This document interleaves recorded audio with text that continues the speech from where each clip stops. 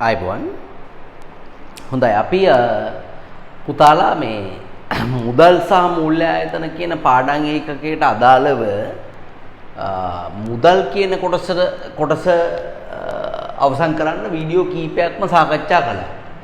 පුතාලාට මතක ඇති මුදල් කියන්නේ මොකද්ද? ඊට පස්සේ මුදලේ විකාශනය කොයි වගේද? මුදල් වර්ග මොනවද? ඊට පස්සේ විද්‍යුත් මුදල් පිළිබඳව ආසන්න මුදල් ව්‍යවහාර මුදල් පිළිබඳව අපි සාකච්ඡා කළා. ඒකෙදි චෙක්පත් පිළිබඳවත් අපි විශේෂයෙන්ම කරුණු කාරණා දැන්ට සෑහෙන්න සාකච්ඡා කරලා තියෙනවා. අපි අවසන් කළේ මුදල් සහ මූල්‍ය ආයතන කියන පාඩමේ සාමාන්‍ය 50% විතර කොටසක් දෙන මුදල් පිළිබඳව තමයි අපි සාකච්ඡා කළේ. ඒ වගේම මේ පාඩමේදී අපි තවත් දැනගන්න ඕනි තම වැදගත් කොටසක් තමයි මේ මූල්‍ය ආයතන පද්ධතිය පිළිබඳව අපි දැනගන්න ඕනි. හරි ඉස්සෙල්ලාම මම මේ මූල්‍ය ආයතන පද්ධතිය පිළිබඳව කියලා දෙන්න ඉස්සෙල්ලා මම පුතාලට කියලා දෙන්නම් ලංකාවේ මූල්‍ය පද්ධතිය කියලා කියන්නේ මොකක්ද කියලා. ලංකාවේ මූල්‍ය පද්ධතිය. හරි. අපේ වචනේ තමයි මූල්‍ය පද්ධතිය. මූල්‍ය පද්ධතිය.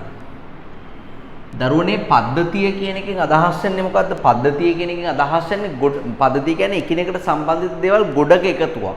ඒක තමයි පද්ධතියක් කියන කාරණෙන් අදහස් වෙන්නේ. මේ දැන් සමහර අය දැන් අපේ ඇඟ කියන්නේ පද්ධතියක්නේ. නේ මොනවද අපේ ඇඟේ තියෙන පද්ධති? ඕගොල්ලෝ නම් ආස පද්ධතිය තමයි ආහාර ජීර්ණ පද්ධතිය.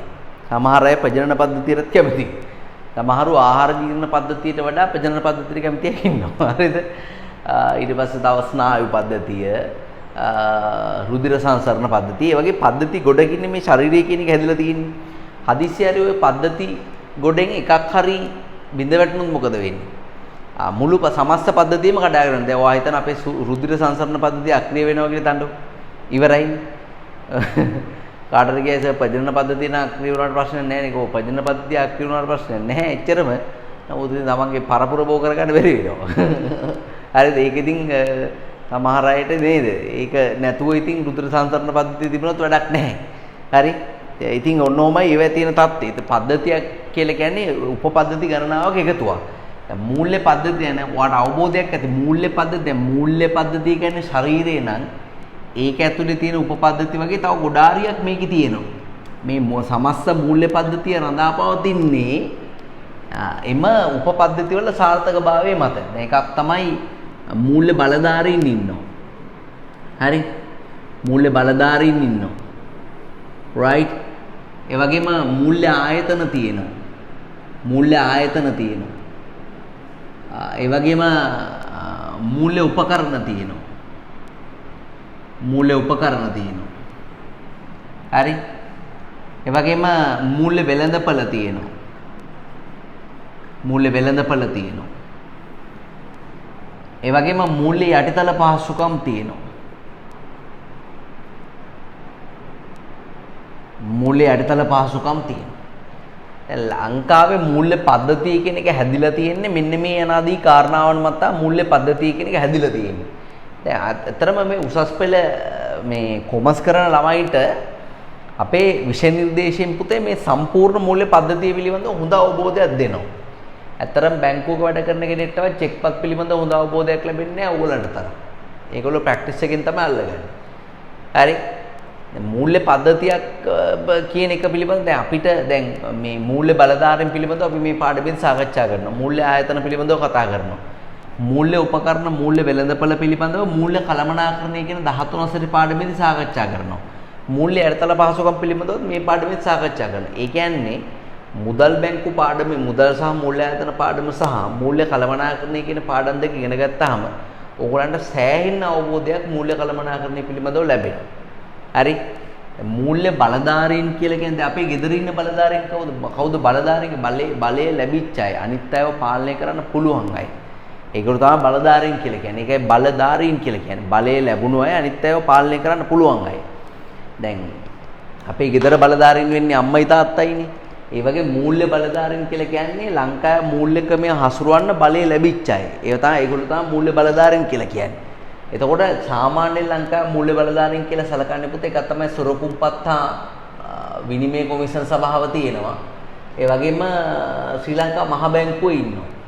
ශ්‍රී ලංකා මහ බැංකුවේ ඉන්නවා. ඒගොල්ලෝ තමයි මූල්‍ය පද්ධතිය හසුරවන්න අවශ්‍ය කරන නීතියම සම්පාදනය කරන්නේ. ඒ නීති ක්‍රියාත්මක කරන්නේ ඉහළින් ඉඳලා අධීක්ෂණය කරන්නේ. මූල්‍ය ආයතන පද්ධතිය ශ්‍රී ලංකා මහ බැංකුව බලන වගේ කොටස් සහ ණයකර නිකුත් කරන මූල්‍ය වෙළඳපොළ සහ ඒ පොදු සමාගම් පද්ධතිය සුරකුම්පත්තා විනිමය කොමිසම සභාවෙන් බලනවා. මූල්‍ය ආයතන යනුවෙන් අදහස් කරන්නේ මූල්‍ය අතරමැදි සේවා සපයන ආයතන. මොකක්ද මේ මූල්‍ය අතරමැදිකරණය කියලා කියන්නේ? හරි. දරුවනේ මූල්‍ය අතරමැදිකරණය කියලා කියන්නේ මුදල් අතිරික්තතා තියෙන කට්ටිය ඉන්නවා.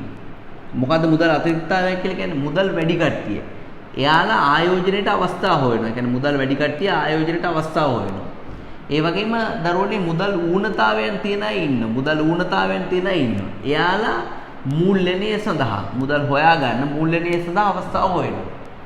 එතකොට දැන් මේ අතරමැදිය කරන්නේ මේ අතරමැදි ආයතන කරන්නේ මොකද්ද? මුදල් අතිරික්තතා තියෙන අයට ආයෝජන අවස්ථා සලසලා දීලා එයාලගේ සල්ලි මූල්‍ය ආයතනට ගන්නවා. ඒව ණය විදියට, ඒ කියන්නේ ඒව තැම්පතු විදියට අරගෙන ඒව ණය විදියට උදාහරණ මුදල් නැති අයට. එතකොට තැම්පතු වලට ගන්න තැම්පතු වලට 10%ක් අවුරුද්දට ගෙවනවා නම් දෙන ණය වලට 20%ක් විතර ගන්නවා. ඒ ලාභ වෙන 10%. හරි, ඒ කියන්නේ වැඩිපුර තියෙන 10% මූල්‍ය අතරමැදි තමයි ගන්න. ඒගොල්ලෝ කරන්නේ අනුන්ගේ සල්ලි මිලදී ගන්නවා, අනුන්ගේ සල්ලි විකුණනවා. ඒ වගේ බයින් ඇන් සෙල්ලින් තමයි කරන්නේ. ඔයාලට තේරෙන භාෂාවෙන් කිව්වොත් එහෙම මුදල් ගන්නවා, මුදල ආපහු දෙනවා අවශ්‍යයි.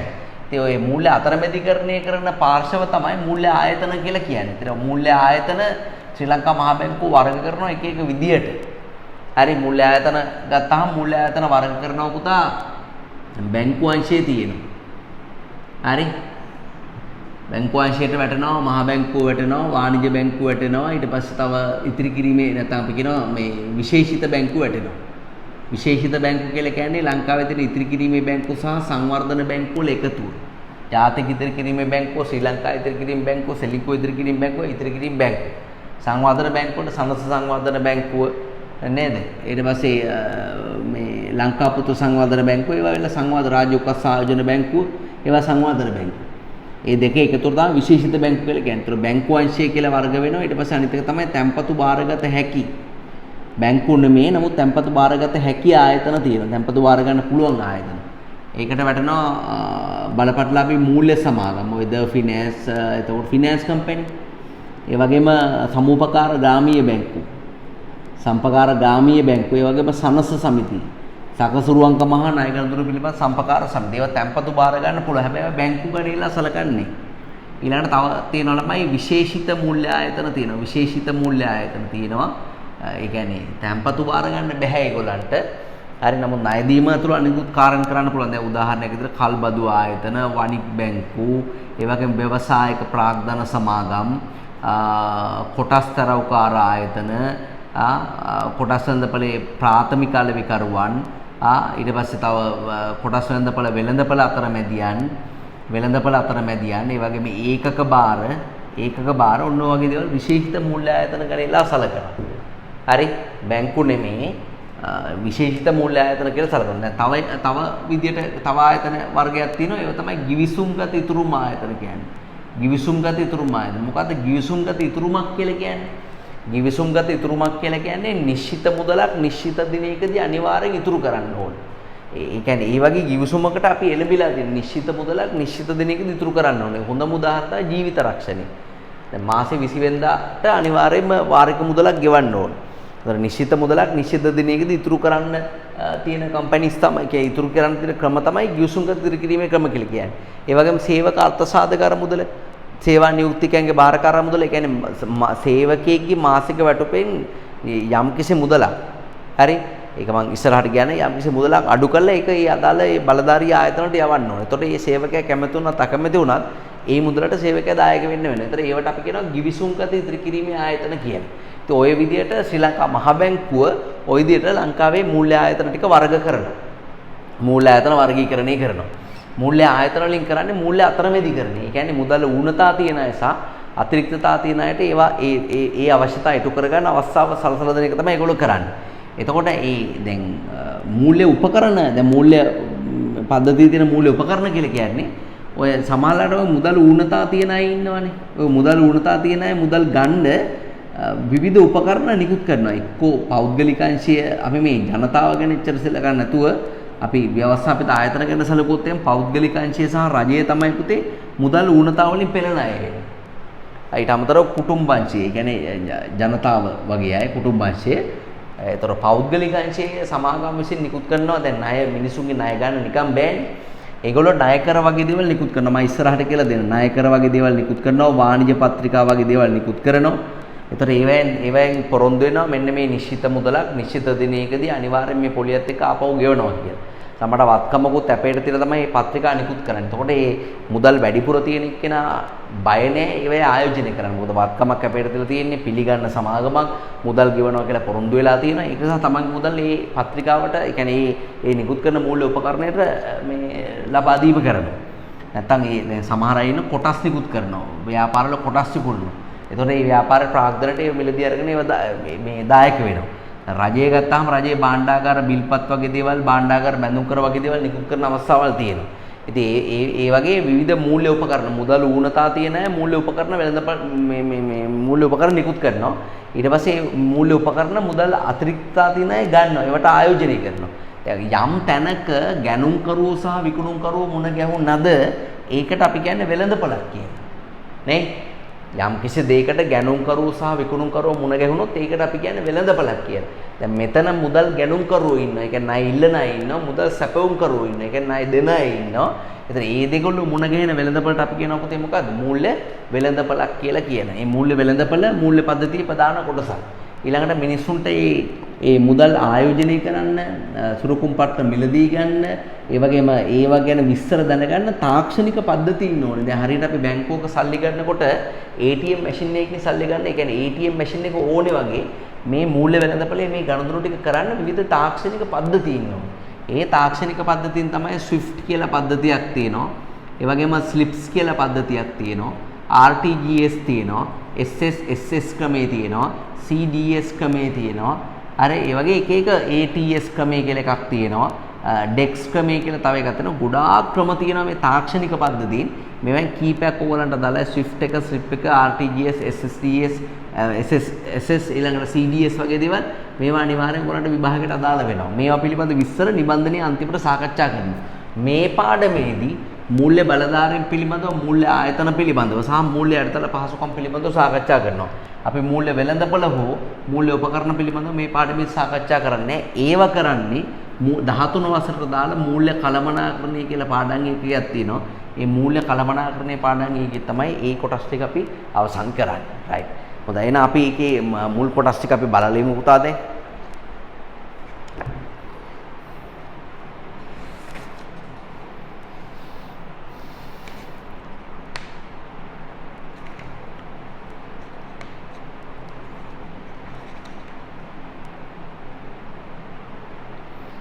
right එහෙනම් අපි යමු පිටුවංක 2ට බැංකුව හා මූල්‍ය ආයතන වර්ග කියන මාතෘකාවට එන්න. මූල්‍ය පද්ධතිය එහෙම නැත්නම් මූල්‍ය ව්‍යුහය කියන එක බලන්න. පිටුවංක 2. රටක මූල්‍ය ක්‍රමයට සම්බන්ධ සියලු උපකරණ, ආයතන, වෙළඳපළවල සහ අනෙකුත් පද්ධතීන් සියල්ලම මූල්‍ය පද්ධතිය හේවත් ව්‍යුහය ලෙස හැඳින්විය හැකියි. කියන්නේ මූල්‍ය ක්‍රමයට සම්බන්ධ සියලු ආයතන, වෙළඳපළ, පුද්ගලයන්, උපකරණ යනාදී එකතුවට අපි කියනවා මූල්‍ය පද්ධතිය කියලා. දැන් උදාහරණයක් විදිහට ඔය පල්ලෙහා තියෙනවා ඒක පුතලේ ඒ මූලික පොයින්ට්ස් ටික හයිලයිට් කරගන්න. මූල්‍ය බලධාරී, මූල්‍ය උපකරණ, මූල්‍ය වෙළඳපළ, මූල්‍ය අර්ථල පහසුකම් ඒ ටික හයිලයිට් කරගන්න.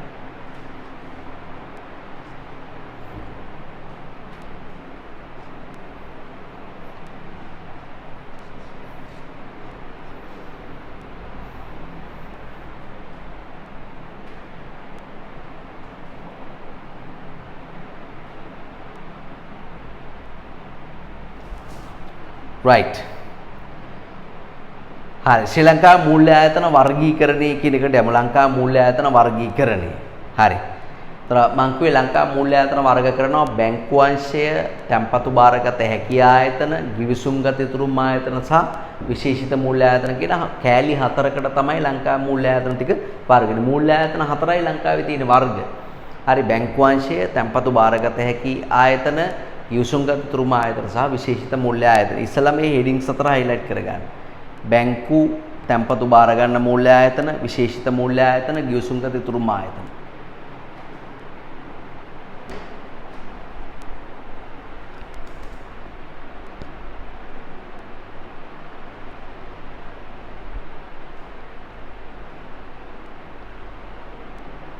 හරි දැන් පුතාලා විනාඩියක් අරගෙන ඒවට එන්නේ මොනවද කියන එක බලන්න පොඩ්ඩක්.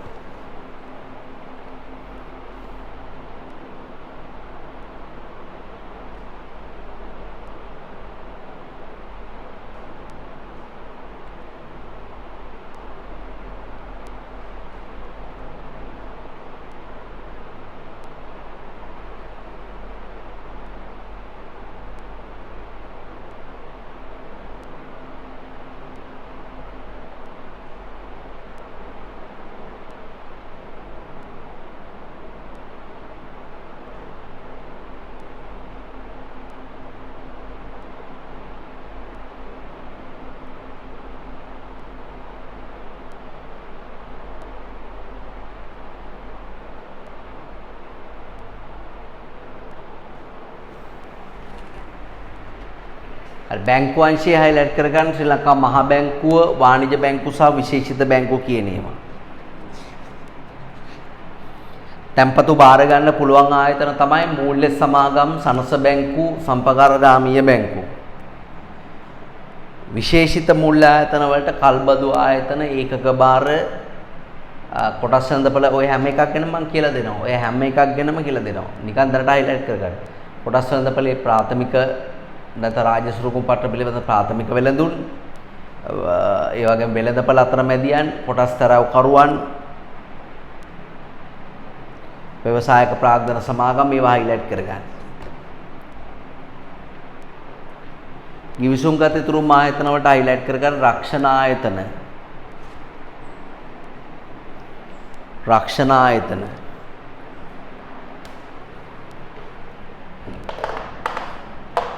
ඒ වගේම සේවක අර්ථසාධක අරමුදල. පුතාලා සේවක අර්ථසාධක අරමුදලට කියන්නේ EPF කියලා. Employees Provident Fund කියන එක. සේවක අර්ථසාධක අරමුදල EPF. ඉතින් මම බෝඩ් එකේ ලියන්නේ. ඊට පස්සේ තව තියෙනවා සේවා නියුක්තිකයන්ගේ බාරකාර අරමුදල කියලා එකක්. ඒක ETF. ETF Employees Trust Fund කියන එක. ඒක ETF. සේවක අර්ථසාධක අරමුදල EPF. හරිද? සේවා නියුක්තිකයන්ගේ බාර අරමුදල ETF. හරි. ඒව දාගන්න. ඊට පස්සේ රාජ්‍ය සේවා අර්ථ සාධක අරමුදල කියලා එකක් තියෙනවා. ඒක රජයේ සේවක වෙනුවෙන් ක්‍රියාත්මක වෙන එකක්.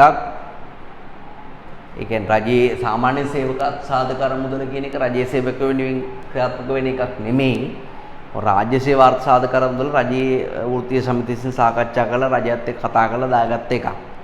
අනුමත විශ්‍රාමාර්ථ සාධක අරමුදල් දැන් රජයේ විසින් පවත්වාගෙන යන්නේ නැති පෞද්ගලික අංශයට පවත්වා ගන්න පුළුවන් අනුමත විශ්‍රාම අරමුදල් තියෙනවා. හරි ඒව මම තව ඉස්සරහට සේවක සාධක අරමුදල කියලා දෙනකොට හොඳට කියලා දෙන්න. රයිට්. දැනට මේ වර්ගීකරණය විතරයි අපි බලන්නේ. හරි. දැනට වර්ගීකරණය විතරයි බලන්නේ. හරි. හොඳයි අපි එන ඊළඟ කොටසට යමු.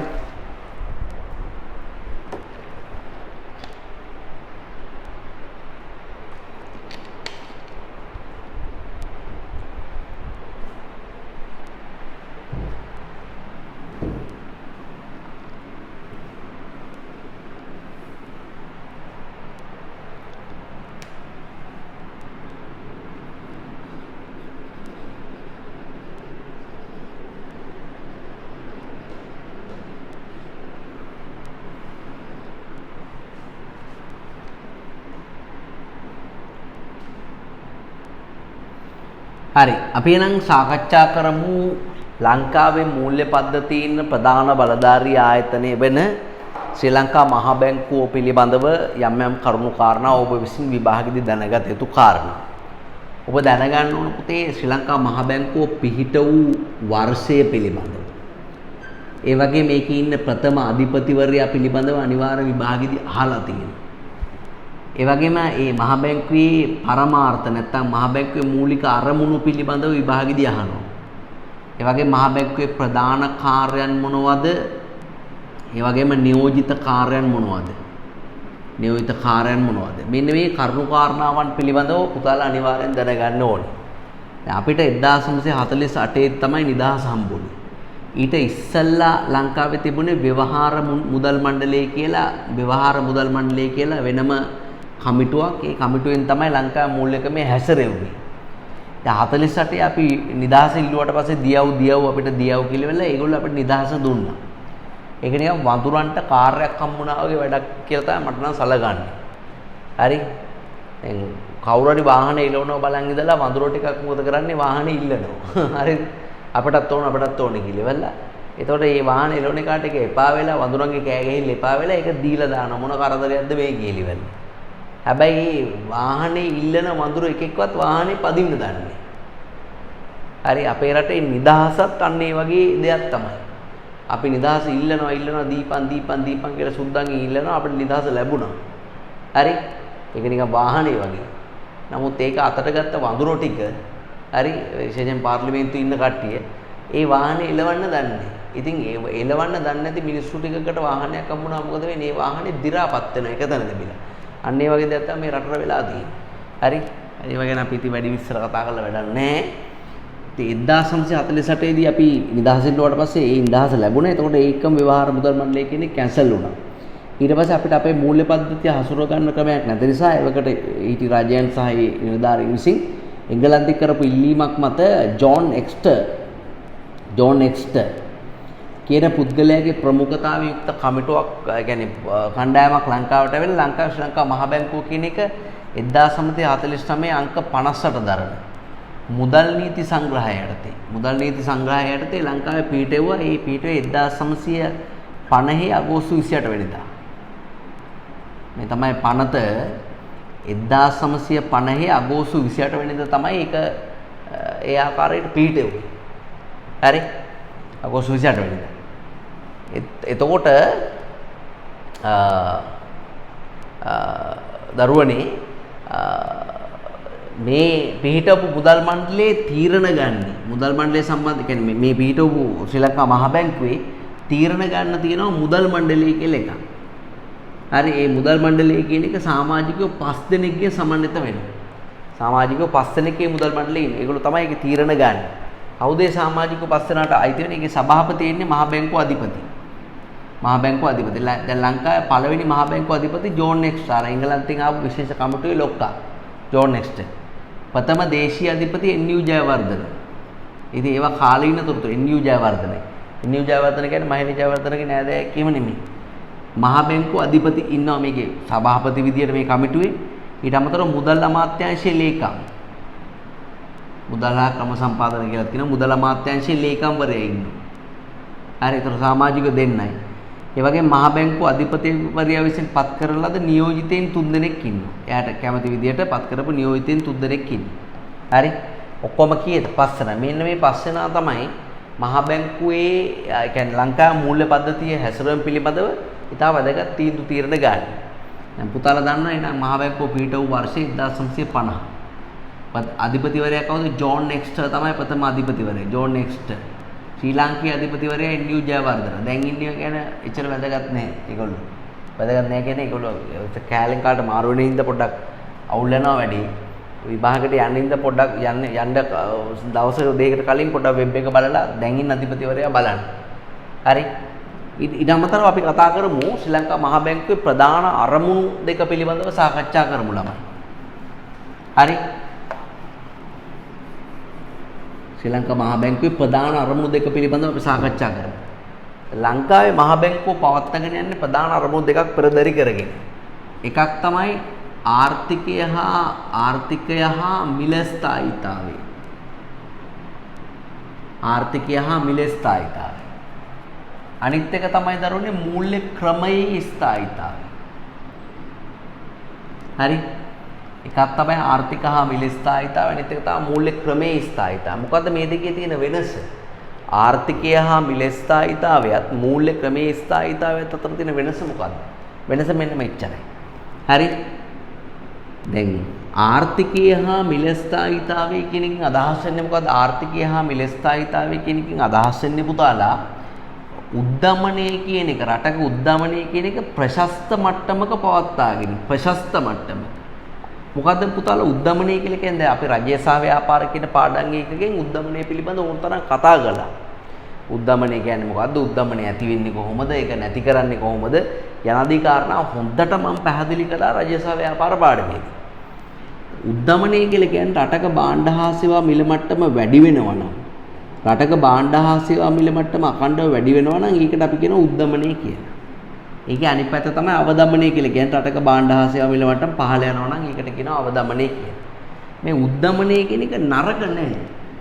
භාණ්ඩ හා සේවාවල මිල මට්ටම ටික ටික පොඩ වැඩි වෙන්න ඕනේ. ඒක නරක දෙයක් නෙමෙයි. එහෙම ටික ටික පොඩ වැඩි වෙනකොට තමයි ආර්ථිකයේ වැටුප් මට්ටම් වැඩි වෙන්නේ. ආර්ථිකය ගලාගෙන යනවා කියලා තේරෙන්නේ මේ දේවල් වැඩි වෙනකොට. හැබැයි ඒවා ජවන වේගින් වැඩි වෙන එක හොඳ නෑ. අඩු වෙන එකත් හොඳ නෑ. අඩු වුණාම නිෂ්පාදකයට හොඳ නෑ. භාණ්ඩවල මිල අඩු වුණාම නිෂ්පාදකයට හොඳ නෑ. භාණ්ඩවල මිල වැඩි වුණාම පාරිභෝගිකයට හොඳ නෑ. ඒ නිසා මේ උද්දමනය ප්‍රශස්ත මට්ටම 105කට වඩා අඩු මට්ටමකට පවත්වාගෙන යන එක තමයි ආර්ථික හා මිල ස්ථායීතාවය කියලා කියන්නේ. එතකොට ඒක හොඳයි. උද්දමනය ශූන්‍ය කළොත් බෑ. උද්දමනය කියලා කියන්නේ නිකන් ශරීරයේ මේ උෂ්ණත්වය වගේ. හරි? ශරීරයේ උෂ්ණත්වය බිඳුවටම බැස්ස මොකද වෙන්නේ? අපිව ගල් වෙලා මැරෙයි. ශරීරයේ උෂ්ණත්වය සෑහෙන්න වැඩි වුණොත් අපිට උණ ගෙල්ල මැරෙයි. ඒ නිසා ශරීරයේ ප්‍රශස්ත උද්දමනය තමයි ප්‍රශස්ත උෂ්ණත්වය තමයි පවත්වාගෙන යන්න ඕනේ. උද්දමනයත් ඒ වගේ අඩුත් නැති වැඩිත් නැති දෙයක් තමයි මේ පවත්වාගෙන යන්න ඕන. ඔන්නෝමයි ඒ වගේ තියෙන තත්ත්වය. ආර්ථික හා මිල ස්ථායීතාවය කියන එක අදහස් වෙන්නේ ඒකයි. මූල්‍ය ක්‍රමයේ ස්ථායීතාවය කියලා කියන්නේ දැන් ඔයා දකින්න නැතිය ලංකාවේ මූල්‍ය පද්ධතිය පිළිබඳව. අන්නේ මූල්‍ය පද්ධතිය රැකගන්න එක ශ්‍රී ලංකා මහා බැංකුවේ වගකීමක්. මූල්‍ය ආයතන, මූල්‍ය යටිතල පහසුකම්, මූල්‍ය වෙළඳපොළවල් ඒවා උන්ට අධීක්ෂණය කළා. ඒවා රැකගන්න එක ඒක වගකීමක්. දැන් සමහරලාට මූල්‍ය යටිතල පහසුකම් බිඳ වැටෙනවා. මූල්‍ය ආයතන බිඳ වැටෙනවා. හරි මේ මූල්‍ය ආයතන බිඳ වැටෙනාම ලංකාවේ මූල්‍ය පද්ධතිය පිළිබඳව ජනතාවගේ තියෙන විශ්වාසයත් ඒකම බිඳ වැටෙනවා. දැන් ඔය ආයතන මොකක් හරි බැංකුවක් බිඳ වැටෙනවා කියලා තනකො මේ බැංකුවට සල්ලි දාපු මිනිස්සු සේරම අමාරුයි වැටෙනවා. ඊට පස්සේ මිනිස්සු බැංකුවට සාප කරනවා. දැන් මේ දවස්වල සමහර මූල්‍ය ආයතන වල සල්ලි දාපු මිනිස්සු ඒ ආයතන වල අයිතිකාරන්ට නඩු දාලා උන් නඩුවට එනකොට ඒ වාහනවලට ගල් වලිනුත් ගහනවා. ඉතින් ඇත්තරම මිනිස්සු හරි බයයි Taman අමාරුවෙන් ජීවිත කාලේ එකතු කරගත්ත නොකානොබි ඉතුරු කරගත්ත මුදල් ටික මේ නැතිනාස්ති වෙනකොට Tamanට ජීවිතයේ අවසාන කාලේ තියෙන්නේ ඔච්චරයි ජීවත් වෙන්න. දරුවන්ට අතපාන්න නැතුව. ඉතින් ඒ දේවල් නැති කරගන්න මිනිස්සු කැමති නැහැ. ඉතින් ඒ නිසා මූල්‍ය ක්‍රමේ මූල්‍ය ආයතන හොඳට අධීක්ෂණය කළා. ඒකනේ මහ බැංකුව අධීක්ෂණය කරන උපදී ආකාර දෙකකට. එකක් තමයි දුරස්ථ අධීක්ෂණය, අනිත් එක එතෙන් අධීක්ෂණය. දුරස්ථ අධීක්ෂණය කියලා කියන්නේ ඒ ආයතන වලට ගිහිල්ලා බලනවා. හිටපු ගමන් මූල්‍ය ආයතන වල කඩාගෙන පැනලා බලනවා කොහොමද කියලා. අනිත් එක තමයි එතෙන් අධීක්ෂණය කියලා කියන්නේ ඒවා රිපෝට්ස් මාසිකව ගෙන්නගෙන පරීක්ෂා කරලා බලනවා. හොඳට අධීක්ෂණය කරන බැංකු සහ බැංකු නොවන මූල්‍ය ආයතන. දැන් ශ්‍රී ලංකා මහා බැංකුවේ වෙනම දෙපාර්තමේන්තු දෙකක් තියෙනවා. බැංකු අධීක්ෂණ දෙපාර්තමේන්තුව, බැංකු නොවන මූල්‍ය ආයතන අධීක්ෂණ දෙපාර්තමේන්තුව කියලා. බැංකු නොවන මූල්‍ය ආයතන අධීක්ෂණ දෙපාර්තමේන්තුව. ඒවැයෙන් බැංකු සහ මූල්‍ය ආයතන කියන ඒවා හොඳට අධීක්ෂණය කරනවා. කළා ලංකාවේ මූල්‍ය ආයතන බිඳ වැටීමට ඉඩ නොදී පවත්වාගෙන යනවා. ඒක තමයි මූලිකමේ ස්ථායීතාවය කියලා කියන්නේ. ඔන්න තියෙන මූලික අරමුණු දෙක. හරි. මම දැන් අපි දැන් ඉගෙන ගත්ත කොටස් ටික පුතා ලියලා ඉමු බලන්න. අපි ඉගෙන ගත්ත කොටස් ටික ලියලා ඉමු බලන්න. ඔයාලා බලන්න පිටු අංක 3 බැංකු අංශය කියන එක බලන්න. අපි කතා කරන්නේ මුලින්ම ඒ වර්ගීකරණයේ බැංකු අංශය පිළිබඳව. පිටු අංක 2 වර්ගීකරණයේ තියෙන ඒකේ බැංකු අංශය පිළිබඳව සාකච්ඡා කරන්න. බලන්න 1949 අංක 50 වල දරන මුදල් නීති සංග්‍රහය හයිලයිට් කරගන්න. ඒකේ දවසේම හයිලයිට් කරගන්න මෙහෙයුම් පටන් ගත්ත දවස් 1950 අගෝස්තු 28 කියන එක. මහා බැංකුව 5 දෙනෙකින් යුක්ත මුදල් මණ්ඩලයකින් පාලනය කරනවා කියන එක හයිලයිට් කරගෙන අපි මේ සංයුතිය ලියමු මෙහෙම.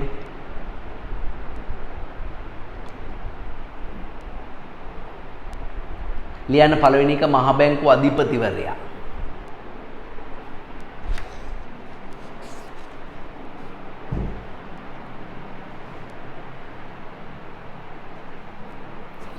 මහා බැංකුව අධිපතිවරයා.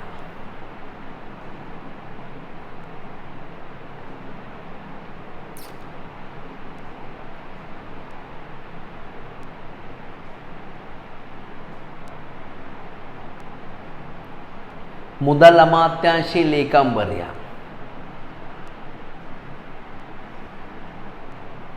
මුදල් අමාත්‍යාංශයේ ලේකම්වරයා.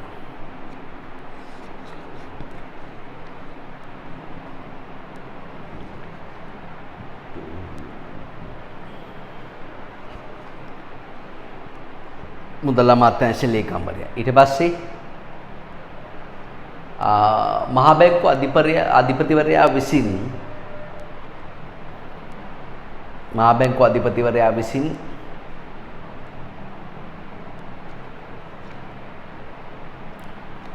පත් කළ සමාජිකයින් තිදෙනෙකු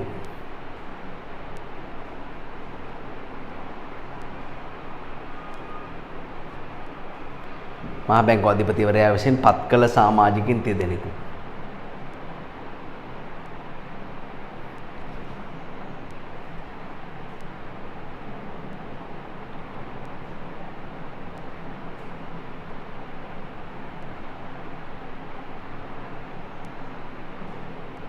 right ඔන්න පස්සේ හරි එහෙනම් අපි ඉගෙන ගත්ත විදිහට මහා බැංකුවේ අරමුණු දෙකත් නූතන අරමුණු දෙකත් අපි ලියමු පුතේ. පළවෙනි එක ලියන්න ආර්ථික හා මිල ස්ථායීතාවය. පළවෙනි එක ආර්ථික හා මිල ස්ථායීතාවය.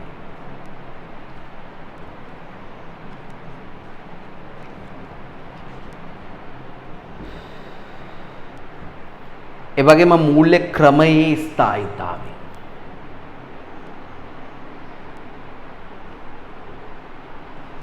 ආර්ථික හා මිල ස්ථායීතාව අනිත් එක මූල්‍ය ක්‍රමයේ ස්ථායීතාව.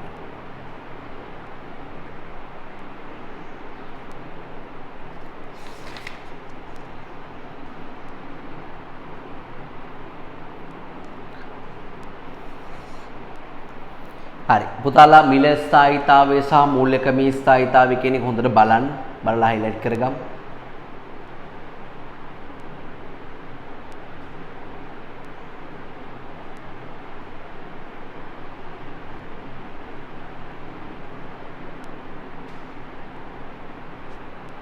මිල ස්ථායීතාවයේදී ඔයාලා highlight කරගන්න උද්දමනයේ ප්‍රශස්ත මට්ටමක පවත්වා ගැනීම නැත්නම් අඩු මට්ටමක පවත්වා ගැනීම කියන එක තමයි එකකින් අදහස් කරන්නේ. හැබැයි ශූන්‍ය වීම එකකින් අදහස් කරන්නේ නැහැ. ඒවා highlight කරගන්න. ශූන්‍ය වීම අදහස් කරන්නේ නැහැ. අඩු මට්ටමක පවත්වා ගැනීම තමයි අදහස් කරන්නේ කියලා එක highlight කරගන්න. මූල්‍ය ක්‍රමයේ ස්ථායීතාවයේදී ආර්ථිකය ඔරොත්තු දීමේ හැකියාව වැඩි දියුණු කිරීම සඳහා තමයි මූල්‍ය ක්‍රමයේ ස්ථායීතාවයේ රැක ගැනීම වැදගත් වෙන. එතෙන්දී මූල්‍ය ආයතන විතරක් නෙමෙයි සමස්ත මූල්‍ය පද්ධතියම රැක ගැනීම කෙරෙහි අවධානය දෙන්න ඕනේ.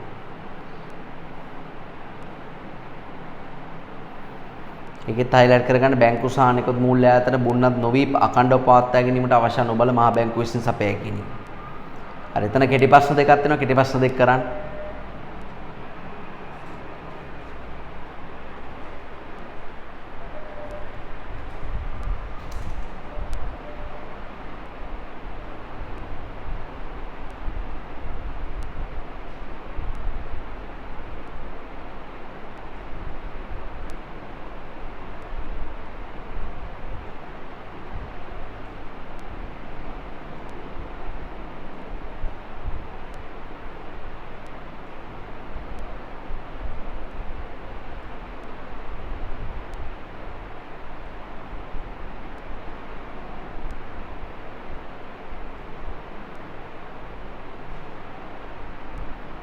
හරිද?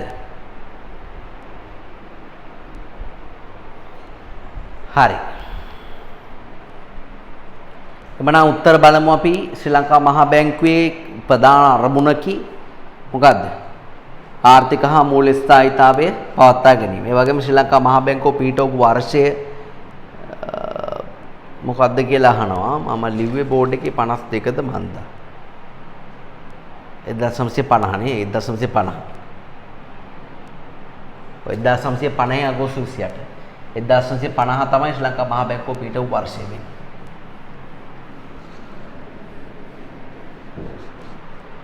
හරි එමනම් අපි කතා කරමු ශ්‍රී ලංකා මහා බැංකුවේ කාර්යයන් පිළිබඳව. දරුවනේ ශ්‍රී ලංකා මහ බැංකුවේ කාර්යයන් ගත්තාම ශ්‍රී ලංකා මහ බැංකුවේ කාර්යයන් ප්‍රධාන කොටස් දෙකකට බෙදෙනවා. එක කොටසක් තමයි එයාගේ තියෙනවා ප්‍රධාන කාර්යයන් තියෙනවා. අනිත් එක තමයි නියෝජිත කාර්යයන් තියෙනවා. හරි. ප්‍රධාන කාර්යයන් තියෙනවා එයාගේ නියෝජිත කාර්යයන් තියෙනවා. මොනවද එතකොට මේ නියෝජිත කාර්යයන් කියලා කියන්නේ? නියෝජිත කාර්යයන් කියලා කියන්නේ මහ බැංකුව රජයේ බැංකුවක් විදියට පෙනී සිටමින් කරන වැඩ තමයි නියෝජිත කාර්යයන් කියලා කියන්නේ. පළවෙනි එක තමයි එයා සේවක අර්ථසාධක අරමුදල පවත්වාගෙන යනවා. ඒක කරන්න ඕන හරිනම් කම්කරු දෙපාර්තමේන්තුව. නමුත් ලංකාවේ විශාල සේවක පිරිසක් මුදල් ලැබෙනකොට ඒක මැනේජ් කිරීමේ හැකියාව කම්කරු දෙපාර්තමේන්තුවට නෑ. ඒක බැංකුවක් නොවන නිසා. ඒ නිසා ශ්‍රී ලංකා මහ බැංකුව ඇතුළේ තමයි ගිණුම් තියෙන්නේ. සේවක අර්ථසාධක අරමුදල කළමනාකරණය කරනවා.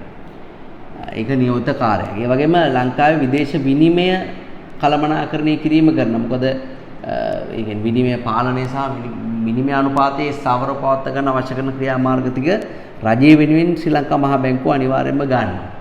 ඒ වගේම රාජ්‍ය ණය සම්පාදනය කිරීම කරනවා. රාජ්‍ය ණය කළමනාකරණය කිරීම කරනවා. රජයට මුදල් ඕන වුණාම රජයේ බැංකුව තමයි මහ බැංකුව. රජයට මුදල් ඕන වුණාම මහ බැංකුවට කියනවා අපිට සල්ලි ඕනේ කියලා. මහ බැංකුවේ තොර සල්ලි අච්චු ගහන්නේ නැහැ. හරි සල්ලි අච්චු ගහනවා කියන එක හොඳ නැති වැඩක්. ඒ සල්ලි අච්චු ගහන්න ජනතාවගේ අතට සල්ලි ගිහිල්ලා ඒ ජනතාවගේ ක්‍රය ශක්තිය වැඩි වෙලා ඉල්ලුම් වැඩි වෙලා උද්දමනයක් හට ගන්නවා. ඒතර ඒ උද්දමනය පාලනය කරගන්න බැරි වෙනවා. ඒ නිසා තියෙන මුදල් ආර්ථිකයේ තියෙන මුදල් ආණ්ඩුවට රන් දෙන එක තමයි මහ බැංකුව කරන්නේ. ඒකට සුරකුම් පත්‍ර එහෙම නිකුත් කරලා භාණ්ඩාගාර පිළිබඳ බඳුන් කර රජයට අවශ්‍ය කරන මුදල් ටික සම්පාදනය කරලා දෙනවා. ඒ වගේම ශුද්‍ර මූල්‍ය සේවා සම්බන්ධයෙන් හරි ඒ කියන්නේ ග්‍රාමීය ආර්ථිකයේ නංවන්න ශුද්‍ර මූල්‍ය සේවා සම්බන්ධයෙන් මුදුන් මට්ටමේ ආයතනයේ විදිහට කටයුතු කරනවා. දැන් උදාහරණයක් විදිහට මේ දවස්වල දිරිබල කියලා ණය යෝජනා ක්‍රමයක් ශ්‍රී ලංකා මහ බැංකුවෙන් දෙනවා. ඒක දෙන්නේ ස්වයං රැකියාව ආරම්භ කරන සහ නව ව්‍යවසායකින් තමයි ණය මුදල් ටික දෙන්නේ.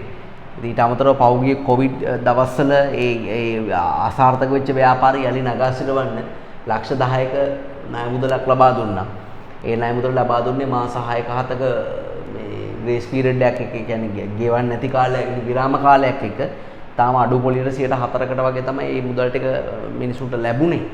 ඉතින් ඔන්න ඔය වගේ මේ වාසිදායක දේවල් කියන්නේ නියෝජිත කාර්යයන් මහ බැංකුව මේ රජයේ වෙනුවෙන් පෙනී සිටමින් කරන කාර්යයන් තමයි නියෝජිත කාර්යයන් කියලා කියන්නේ.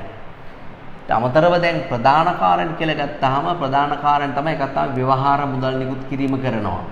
ඒ වගේම විශේෂ ප්‍රතිපත්තියක් තියෙනවා. ඔයාලට මතකද උද්දමනය වෙලා කියන ප්‍රතිපත්තිය මූල්‍ය ප්‍රතිපත්තිය.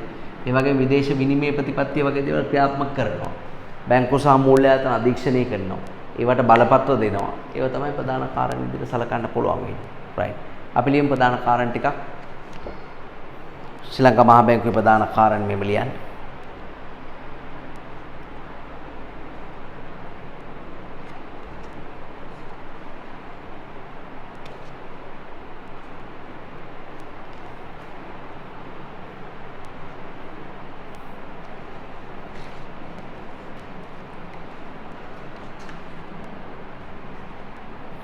මෙම ලියන්න. මූල්‍ය ප්‍රතිපත්තිය මෙහෙවීම.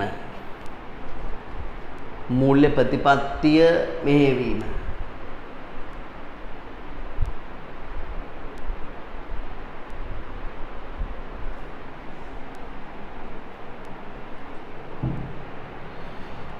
ඊළඟ විනිමය ප්‍රතිපත්තිය මෙහෙවීම. විනිමය ප්‍රතිපත්තිය මෙහෙවීම.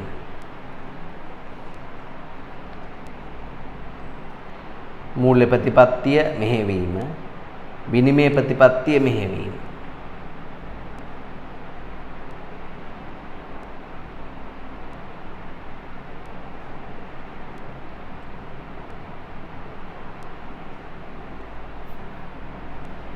ව්‍යවහාර මුදල් නිකුත් කිරීම සහ බෙදා හැරීම.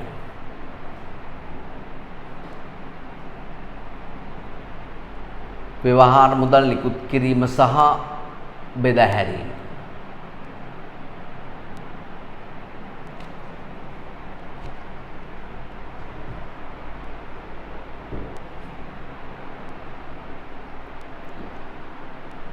ඊට පස්සේ බැංකු සහ බැංකු නොවන ආයතන අධීක්ෂණය කිරීම.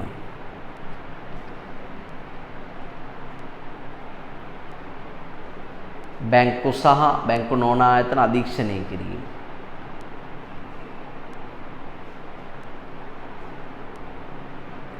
ඊළඟ මූල්‍ය ආයතන සඳහා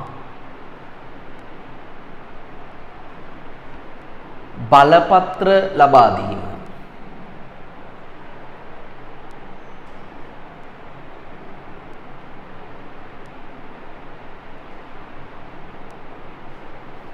මූල්‍ය ආයතන සඳහා බලපත්‍ර ලබා දීම.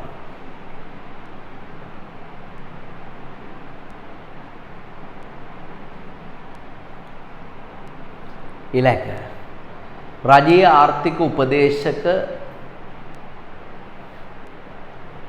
කමා මූල්‍ය නියෝජිත කමා බැංකුකරු රජයේ ආර්ථික උපදේශක මූල්‍ය නියෝජිත බැංකුකරු වශයෙන් කටයුතු කිරීම.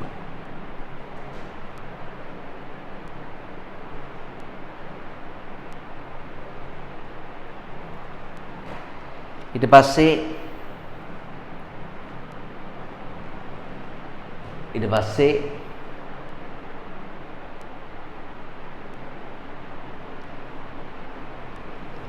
නිෂ්කාශන පහසුකම් සැපයීම. නිෂ්කාශනය පිළිබඳ චෙක්පත් පාඩමේදී පුතාලට අවබෝධයක් ඇති. අර RTGS කියලා තියෙනවා මහ බැංකුවේ සිස්ටම් එකක්. ඒතර මහ බැංකුවේ ගිණුම් තියාගෙන ඉන්න පාර්ශව අතර මොනවා හරි ගනුදෙනුවක් සිද්ධ වුණොත් ඒ ගනුදෙනුව තුලනය කිරීම, ගනුදෙනුව ඉවර කිරීම තමයි නිෂ්කාශනය කියලා කියන්නේ. නිෂ්කාශන පහසුකම් සැපයීම. ඊට පස්සේ ආර්ථික පර්යේෂණ සිදු කිරීම සහ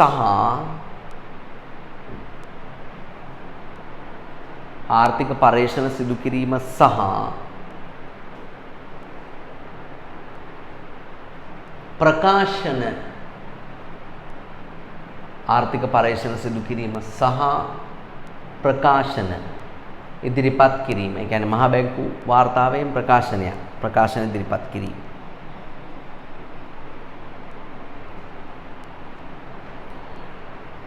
රයිට් පුතාලා නියෝජිත කාර්යයන් 4 හයිලයිට් කරගන්න. රාජ්‍ය ණය කළමනාකරණය, විදේශ විනිමය පාලනය, සේවක අතසාධක අරමුදල කළමනාකරණය, ශුද්‍ර මූල්‍ය සේවා සහ ග්‍රාමීය ණය යෝජනා ක්‍රමවලට මුදුන් මට්ටමේ ආයතන ලෙස කටයුතු කිරීම. ඒ කියන්නේ මේ වාණිජ්‍ය බැංකු වලින් තමයි ඔය ජනතාවට අවශ්‍ය කරන ඔය ග්‍රාමීය ණය ආරෝමය දෙන්නේ. ඒ දෙන්න අවශ්‍ය කරන මුදල් ටික මහ බැංකුවෙන් තමයි වාණිජ්‍ය බැංකු වලට දෙන්නේ. අදිශරි ණය ගන්න ගොවියෙක්ට ණය ගවා ගන්න බැරුණා කියලා මේ වාණිජ්‍ය බැංකුවට පාඩු වෙන්නේ. ඒ පාඩු වෙන්නේ මහ බැංකුවට. ඒතර ඒකයි ශුද්‍ර මූල්‍ය සේවා සඳහා මුදල් මට්ටමේ ආයතන ලෙස කටයුතු කරනවා කියන එකේ තේරුම වෙන්නේ.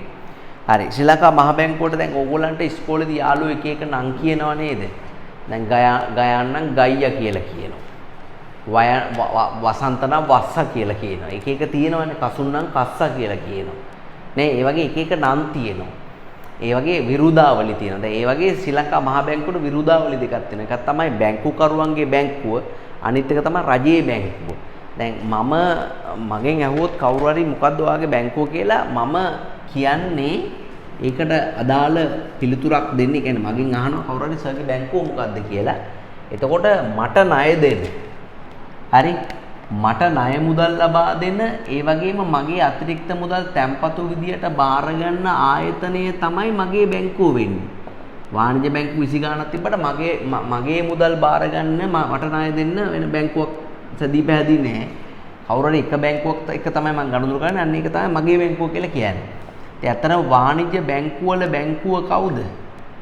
වාණිජ්‍ය බැංකුවල බැංකුව කවුද? මහ බැංකුව. ඇයි ඒකක් තමයි හැම වාණිජ්‍ය බැංකුවක්ම මහ බැංකුව ඇතුලේ ගිණුමක් තියාගෙන යන්න ඕන. එහෙනම් වාණිජ්‍ය බැංකුවල තැන්පතු බාරගන්නේ කවුද? මහ බැංකුව. ඒ වගේම උතේ දැන් මේ සමහර වෙලාවට වාණිජ්‍ය බැංකුවට මුදල් නැති වෙන වෙලාවල් වෙනවා. දැන් ඒගොල්ලන් මේ ගිණුම් වල අපි තුන් මේක හැඩ් නේෂනල් බැංකුව කියලා තන්නකො. මේක අපි තුන් බිලියන 20ක් නිතරම තියෙන්න ඕනේ කියලා තන්නකො. බිලියන 20ක් කොහොම හරි මේක බිලියන 18ට අඩු වෙනවා. බිලියන 2ක් මදි. ඒතර ඒ වෙලාවට මහ බැංකුව කරන්නේ මොකද්ද? තමන්ගේ මුදල් කියන්නේ එයා ඒගොල්ලන්ට කියනවා මේ බැංකුවට කියනවා එකපාරට අපි ගාවට එන්නේ නැතුව දැන් පන්තියේ කවුරු හරි පෑනෙන් එන්නාම දුවගෙන ගිහලා ප්‍රින්සිපල්ට කියන්නේ නැහැ. ඒක කියන්නේ පන්ති නායකයාට. පන්ති නායකයා එන්න නම් කරන්න දෙන්නේ පන්ති භාර නිෂ්ඨ තමයි කියන්නේ. හරිද? ඉතින් පන්ති නායකයා පෑනෙන් එන්නොත් ඉතින් මේක කරන්න දෙන්නේ නැහැ. HNB එකට දැන් මෙතන තව බිලියන 18යි 2ක් මදි.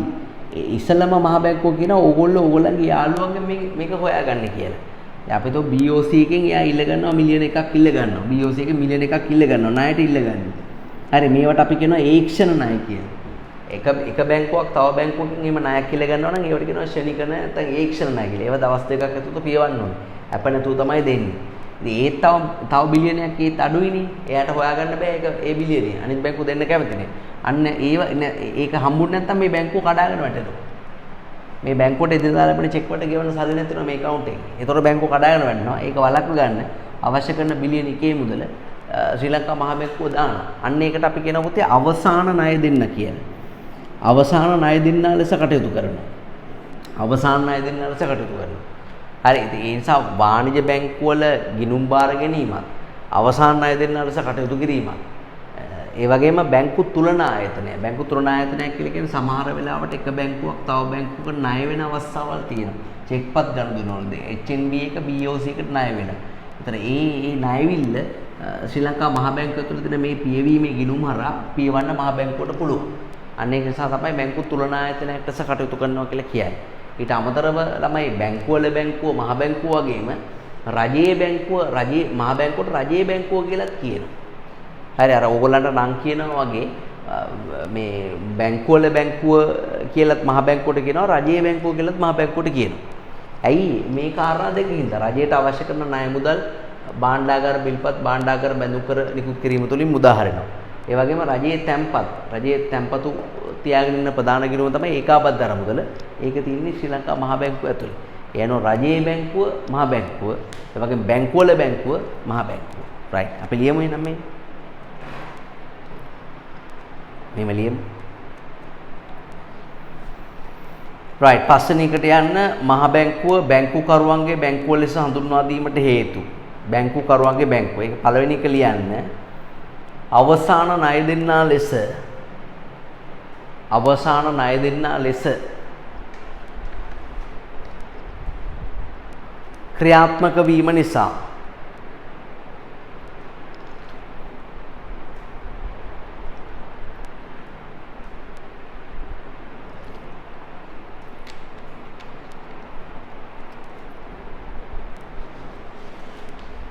අවසාන ණය දෙන්නා ලෙස ක්‍රියාත්මක වීම නිසා විස්තරේ බලලා highlight කරගන්න.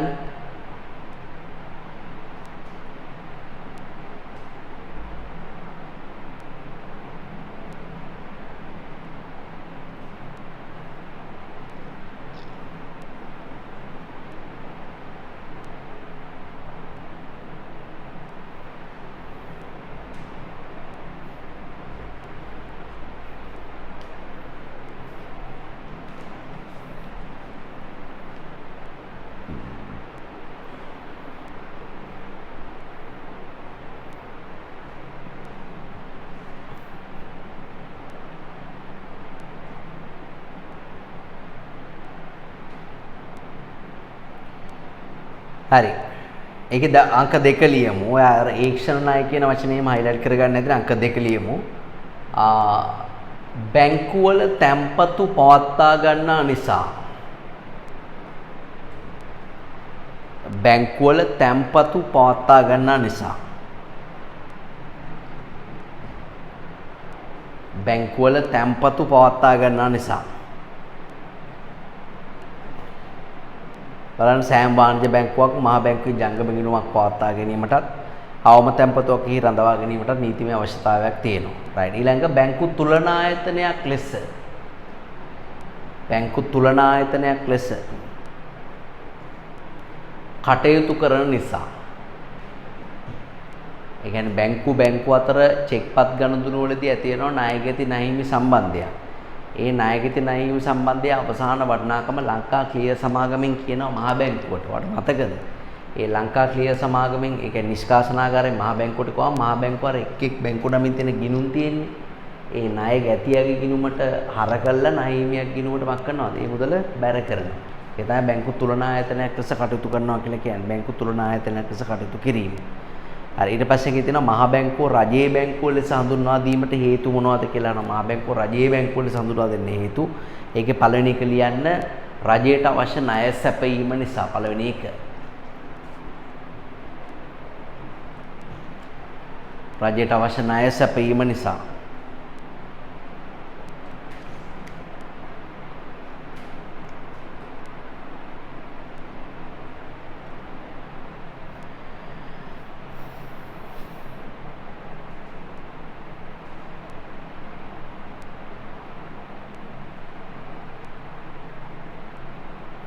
ඊට පස්සේ රජයේ තැන්පතු පවත්වා ගන්නා නිසා ඒකාබද්ධ අරමුදල වගේම සේවක අර්ථසාධක අරමුදල තියෙන්නේ ශ්‍රී ලංකා මහා බැංකුව ඇතුලේ. රජයේ තැන්පතු පවත්වා ගන්නා නිසා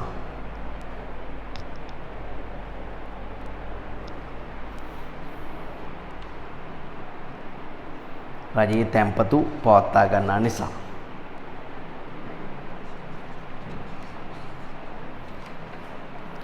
දැන් අපි එහා පැත්තට යමු. එහා පැත්තේ ප්‍රශ්න දෙකක් තියෙනවා. ප්‍රශ්න දෙක කරාම අපිට මහා බැංකුවේ කොටස ඉවර කර ගන්න පුළුවන්.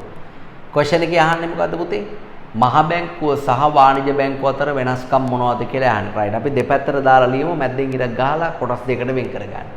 පළවෙනි පැත්තේ පුතා ලියන්න මහා බැංකුව කියලා. දෙවෙනි පැත්තේ ලියන්න වාණිජ බැංකුව කියලා. පළවෙනි පැත්තේ මහා බැංකුව, දෙවෙනි පැත්තේ වාණිජ බැංකුව.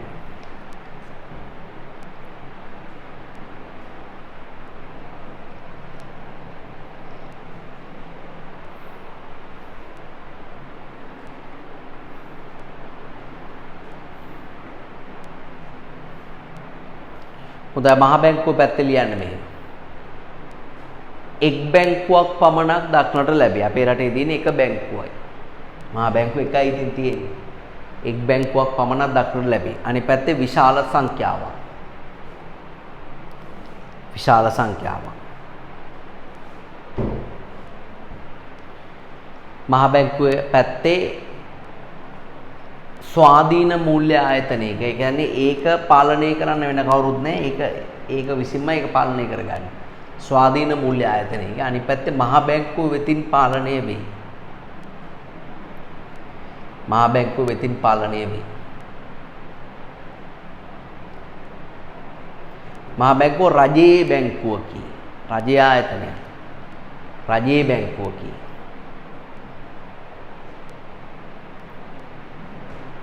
අනිත් පැත්තේ රාජ්‍ය හෝ පෞද්ගලික.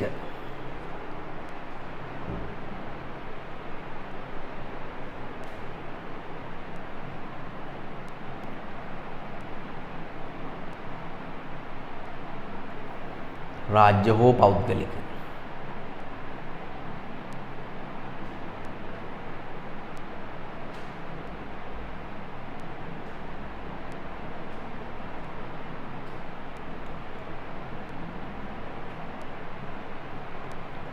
ඊට පස්සේ මහා බැංකුව පැත්තේ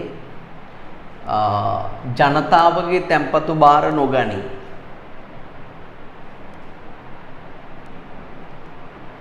ජනතාවගේ තැන්පතු බාර නොගනී.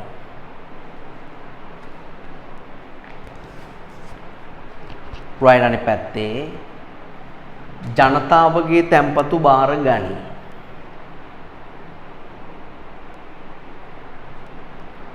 ජනතාවගේ තැන්පතු බාර ගනී.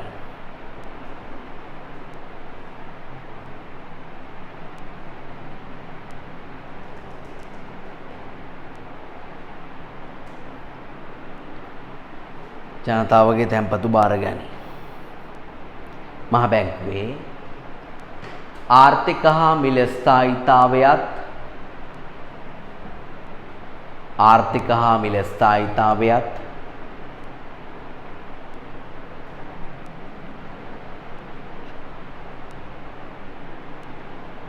මූල්‍ය ක්‍රමයේ ස්ථායීතාවයත්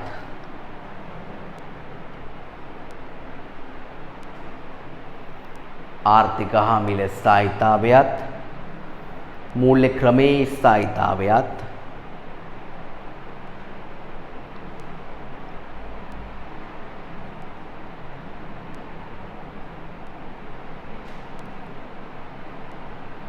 අරමුණු වේ. අරමුණු වේ.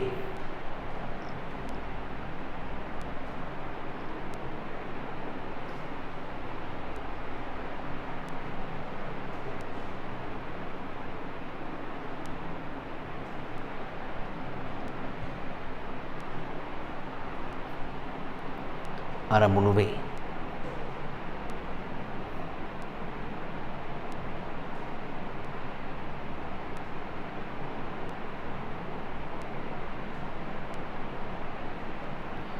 අනිත් පැත්තේ ද්‍රවශීලතාවය සහ ලාභදායකත්වයේ අරමුණු වේ. ද්‍රවශීලතාවය සහ ලාභදායකත්වයේ අරමුණු වේ.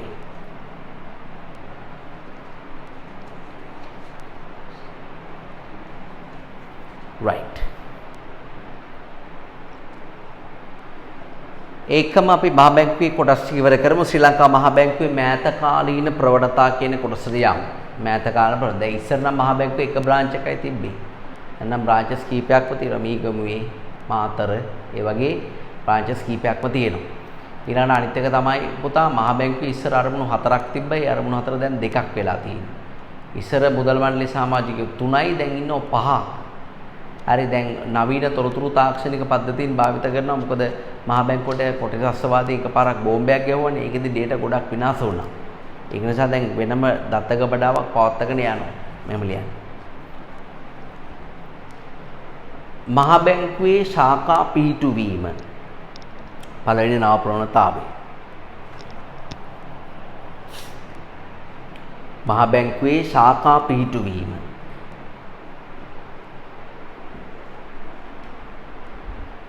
ශාඛා පිහිටුවීම.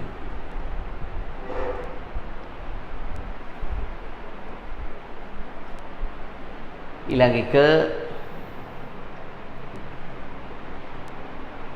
අරමුණු ප්‍රතිව්‍යුහගත කිරීම. අරමුණු ප්‍රතිව්‍යුහගත කිරීම.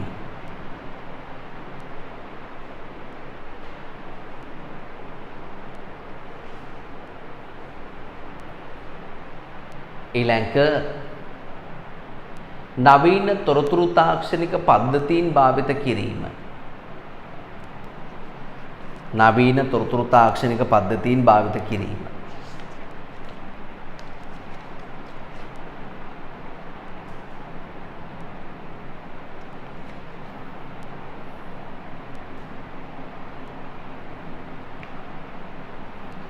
භාවිත කිරීම.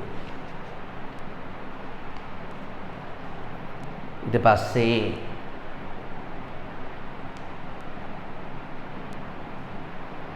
නවීන තොරතුරු පද්ධතීන් භාවිත කිරීම. ඊට පස්සේ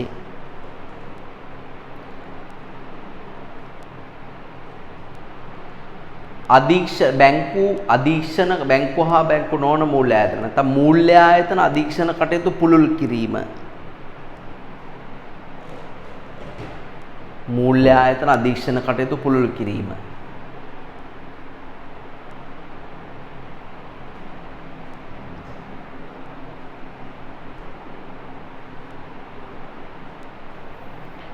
නව අධිපතිවරුන් පත් කිරීම.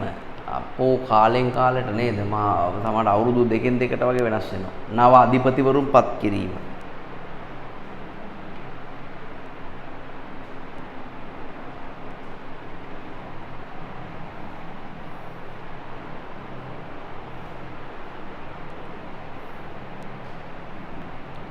නව අධිපතිවරුන් පත් කිරීම. right. හරි එමනම් මහා බැංකුවේ කොටස තමයි අපි අවසන් කළේ. අපි ඊළඟට වාණිජ්‍ය බැංකුවල කොටස පිළිබඳව සාකච්ඡා කරමු. වාණිජ්‍ය බැංකු සහ විශේෂිත බැංකු කියන මාතෘකාව පිළිබඳව. right. ආයුබෝවන්.